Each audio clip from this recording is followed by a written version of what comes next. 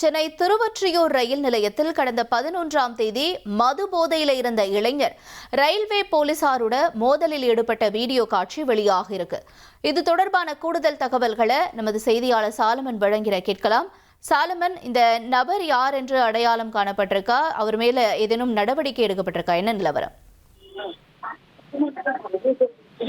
கடந்த 11ஆம் தேதி சென்ட்ரல் முதல் கும்மிடிப்பூண்டி வரை செல்லக்கூடிய மின்சார ரயில்ல முதல் வகுப்புல ஒரு நபர் டிக்கெட் இல்லாமல் மது போதையில இருந்திருக்கிறார்.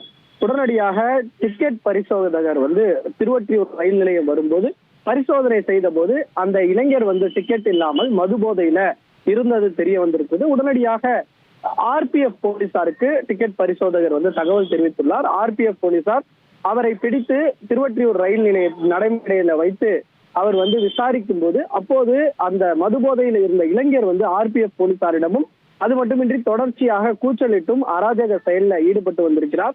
அப்போது அந்த நபர் ஓட முயற்சித்த போது ஆர்பிஎஃப் காவலர் அவரை மடக்கி பிடித்து அவரை கீழே படுக்க வைத்து அவரது மார் மீது உட்கார்ந்து அவரை அழுத்தக்கூடிய தற்போது அந்த வீடியோ காட்சிகளானது சமூக வலைதளங்கள்ல வைரலாகி பெரும் அதிர்வலையை ஏற்படுத்தி இருக்கிறது.